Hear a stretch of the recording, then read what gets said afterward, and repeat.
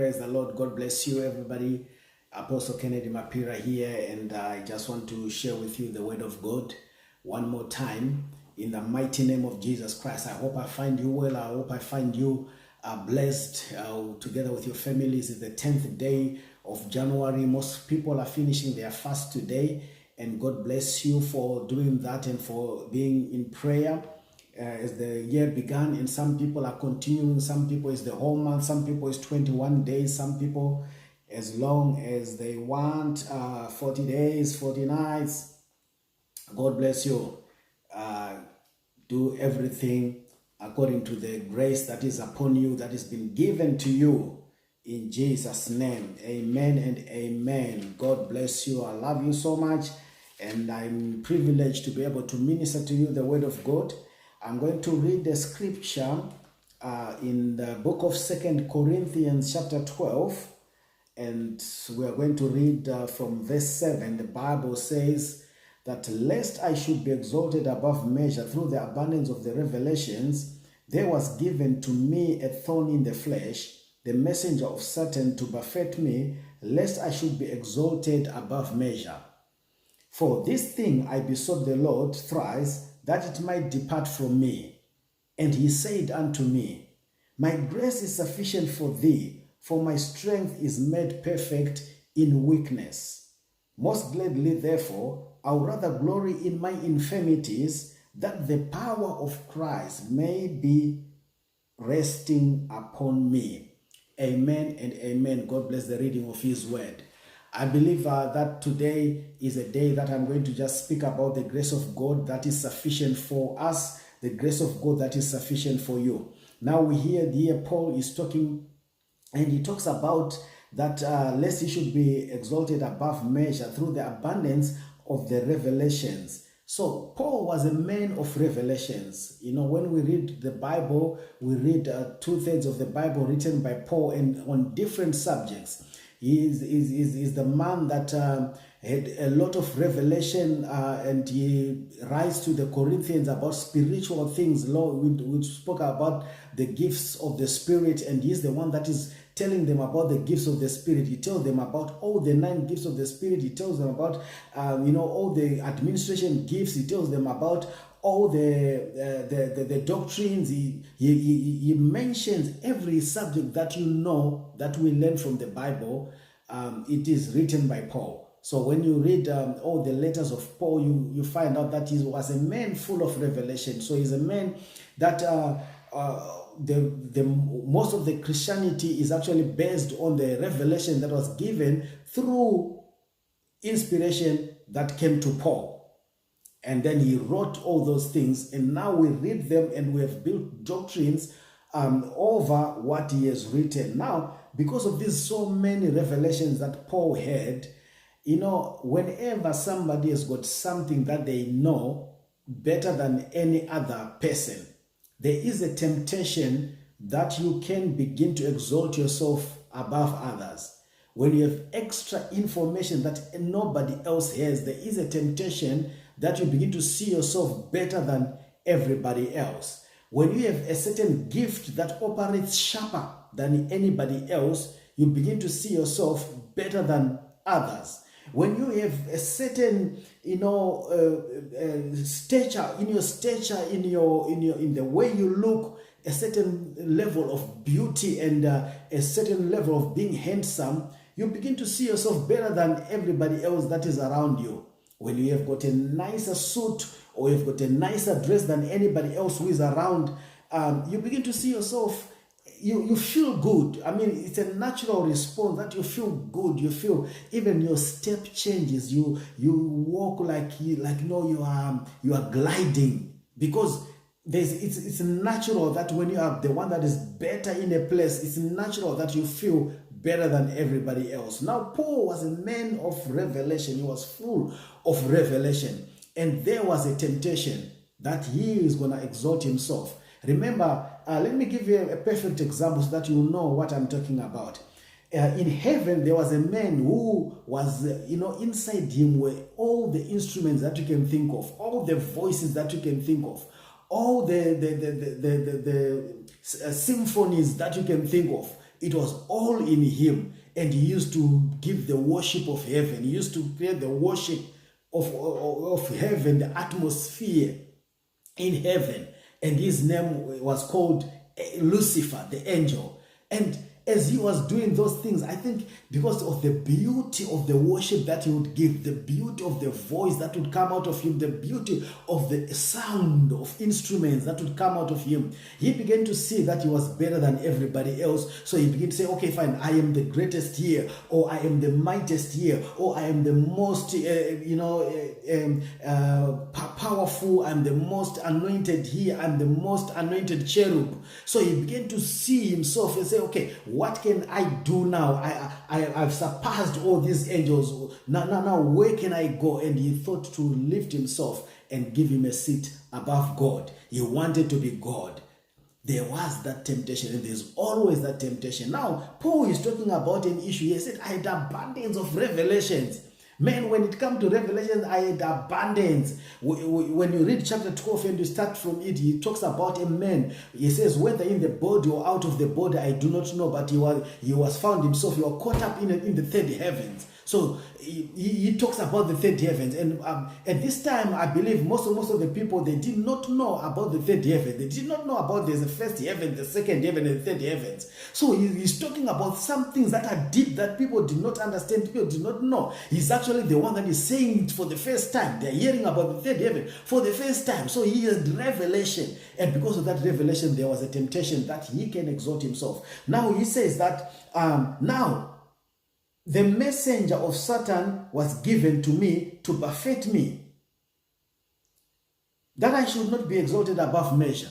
So he was saying there was a thorn in the flesh given to me, so that I will not exalt myself above measure. And he prayed 3 times about this situation, about this thorn that was in his flesh. And Jesus said to him, my grace is sufficient for you, for my strength is made perfect in weakness. Beloved, I want you to understand one thing, and I want you to know one thing, that there might be a situation in your life that is so difficult. There might be a situation that you have been praying for, that you have prayed for a very long time. And that situation is not changing. That situation is not moving. I want you to know that there is a word that is coming from Jesus. And he's saying, my grace is sufficient for you. My power is made perfect in weakness.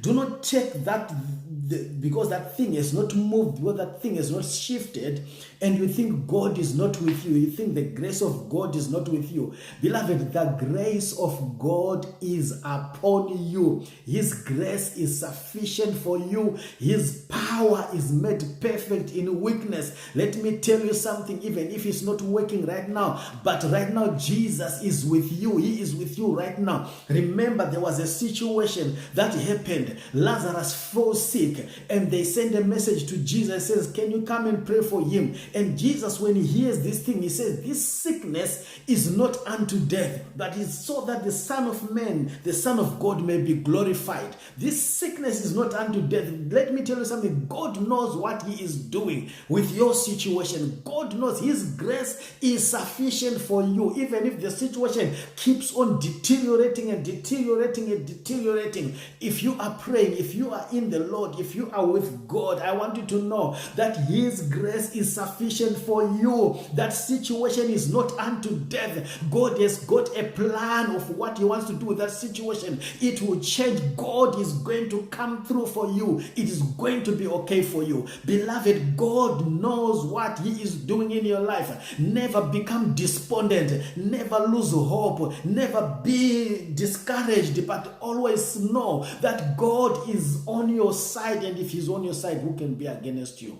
His grace is sufficient for you. His grace is sufficient for you. His grace is sufficient for you. His grace is sufficient for you. He's going to meet you at the point of your need. He's going to come through for you. He's going to come through for you. All I need you to do is to hold on. Paul did not give up because there was a thorn in the flesh. But he kept on going, kept on praying until Jesus says to him, my grace is sufficient for you. And you see, Paul, he continues to minister, he continues to write letters, he continues to encourage others, he continues to do the work of God because he knew that God was on his side. Don't take everything that is happening to your life to give you a discouraged heart. Don't let it discourage you from moving on, from moving forward. But know that his grace is sufficient for you. And did you know that when it comes to the power of God, Jesus says, my grace is sufficient for you, for my power is made perfect in weakness. That does not mean that the power of God is not perfect when there's no weakness. The power of God is perfect anytime. The power of God is perfect when you are at your strongest. The power of God is perfect. When you are at your weakest, the power of God is perfect. But most of the time, we do not realize the power of God in our lives when it is working, when there's no weakness or when there's no problem. God is always working. The Bible says that he neither sleeps nor slumber. He does not sleep, he does not slumber. So it means that every time he is working, but we don't see that he is working, because when I was going to go and cross the road and there was a car that was assigned by the devil to come and hit me, that car might have a puncture 100 meters away from me and stop until I cross the road, and the guy will sort out his car and then he will drive past. He's the same car that was assigned to hit me, but God intervened and made that car to stop there. So the power of God was strong to stop that car before it came to me until I've crossed and I felt safe. But because I did not see the event that happened 100 meters away, I think that, oh no, I just went out, crossed the road, crossed again, came back home. So I don't see the power of God. I can only see the power of God when that car comes and then it hits me and then I'm thrown into the air and then falls down to the ground and then I stand up and then I walk. That's when I think that the power of God was strong. But no, the power of God was even strong when even the car did not come. The power of God is perfect all the time, but sometimes God does not let us see these things. He does things before they get to us. He already fights our battles. Before the things happen, he has already delivered us. So we think, oh no, God is not with me. But God is working for you every day. God is fighting for you every day. God is defending you every day, because, beloved, let me tell you something. The devil wants to destroy you every second of the day. Every second, 24/7, the devil wants to destroy you. But God is fighting for you. God is on your side. God is with you. So sometimes you don't see some of the things that he's doing, but doesn't mean that he's not doing anything. God is always doing something for you. He's always protecting you. He's always guiding you. He's always pushing away diseases that want to come your way. You go into places where others catch diseases and catch illnesses, but you come out and you are okay. And you think, oh no, I was just there, or my immune system is just good. But God was actually defending you and fighting for you. But because disease did not come into your body and he healed you, then you think, oh no, so the power of God was not working. But let me tell you, the power of God is perfect all the time. But it is only when the problem comes into your life that you realize, oh, the power of God is powerful. So God is powerful all the time. So Paul, before the thorn in the flesh, the grace was sufficient for him. And the power was perfect for him. Right? But sometimes you only see the perfection of the power of God when it meets the weakness or the situation that has been there. But here, Jesus is just telling Paul, don't worry about this thing that is still there. My power is made perfect in weakness. So this weakness can actually reveal my power to you, not to me, not to God. It doesn't make, the weakness doesn't make God more powerful, but it helps you understand the powerfulness of God. Hallelujah. But now here, Jesus did not take away this sickness from Paul. He tells Paul that my grace is sufficient for you. Beloved, I came out today to just tell you that the grace of God is sufficient for you. It doesn't matter what is going on in your life, the grace of God is sufficient for you. God is on your side. Beloved, you don't know how many battles the devil has sent towards you, and God fought for you. His grace has been sufficient for you. God has been with you. God has defended you. God has protected you. God has covered you. God has shielded you, and He is still shielding you, and He will still shield you. God will still be your hiding place. The name of the Lord is a strong tower. The righteous run into it, and they are saved. You are with God, and you will always be under protection. Let me tell you, His grace is sufficient for you. Today I've come to declare the grace of God is sufficient for you in that situation. The grace of God is going to meet the situation at your point of need. The grace of God is going to make a difference in your life. If you don't see the situation moving, I want you to see the grace of God in abundance. The abundance of the grace of God. Because that situation is not going to kill you, but the grace of God is going to show up to show off. The grace of God will show up to show off. When they think, oh, he's going to die now because of that cancer, or he's going to die for that, but the grace of God will be there, and you will still be singing for God. You will still be shouting for God. You will still be glorifying God. When they say you're going to die because of A, B, C, D, but you won't die because of A, B, C, D. When they say, oh, you're going to fail because of that, you are going to starve. Your family is not going to have the next meal. You are still eating. Every day, year in, year out, you're still eating, and they don't know how you are making it. Maybe your job is ended, but you are still there. You are still shining. You are still changing clothes. You are still doing this and that. Let me tell you something. The grace of God is sufficient for you. Hallelujah. Just continue to trust in Him. Just continue to trust in Him. In the fullness of time, He's going to turn your situation around. God makes everything beautiful in its time, in its season. It's going to become beautiful. When the time is right, God will do it for you. Just continue to know that the grace of God is sufficient for you. His power is made perfect in weakness. So do not feel defeated, but feel that with God I can move on. I can move on. With God I can move on. With God I can move on. With God I can move on. With God I will not shrink. I'm not of that. I'm not the one that will shrink back unto perdition, but I'm of them that believe to the saving of their soul. I'll continue to believe to the saving of my soul. I'll continue to move forward. I will not look back, but I will move forward because God is gracious unto me. This is what I came to say to you today, that the grace of God is sufficient for you. The grace of God is going to meet you. You are going to sing, Amazing Grace. How sweet the sound that saved a wretch like me. I once was lost, but now I'm found.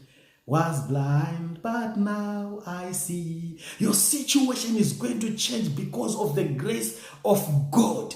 I remember when we were in primary school, there is a lady that used to sing at assembly. Says, the grace of God, it is so sweet.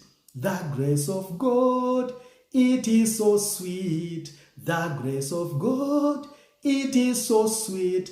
The grace of God. The grace of God is so sweet in your life. Enjoy the sweetness of the grace of God. When you don't see the grace of God, when you're in a situation, you begin to cry about these things, and you then can't see the grace of God. I remember they were telling a story that when you put a dot in a white piece of paper, when you have a white piece of paper like this, and then you put a dot like here, you can ask a person and you say, what do you see? What they will say, you say, look at this, what do you see? They will say, I can see a dot there, a black dot there. But they forget to see that I can see a white envelope, a big white envelope. All they can see is the dot. Sometimes your problem is just that dot. Your problem is just that dot. Your problem is just that dot. Begin to see the bigger picture, the whole white, all the white that you were seeing there is the grace of God. And that problem that you are in is just that speck, that dot. And God can easily wipe it away. It can easily go. But only when you move in gratitude and in faith. So I want to encourage you today, whatever you're going through, whatever that dot is in your life, move in gratitude and faith. Always saying the grace of God is sufficient for me. For his power is made perfect in weaknesses. I can see the power of God, the dunamis, the exousia authority of God. When I am weak, then I am strong. Let the weak say, I am strong. Let the weak say, I am strong. So the grace of God is sufficient for you. God bless you, beloved. I want you to be strong. 2022 has started. Don't start it with a spirit of mourning and crying and weeping and lamenting, looking down upon yourself. Start it with knowing that the grace of God is sufficient for me. It doesn't matter what is going wrong so far, what had gone wrong in the past, but the grace of God is sufficient for me. And I know that where I am going is better than where I am coming from. Because that is the nature of our God. He knows the plans that he has for us. He has planned a good future for us, not for evil, but to give us a hope, a future, an expected end. God is so good in your life and is going to be gracious unto you. He's going to show his mercy towards you, and it is going to be well with you. Tonight, I want to say to you, God bless you, and may you continue to see the abundance of the grace of God in your life. I love you so much. God bless you. I see you next time. In Jesus' name, amen.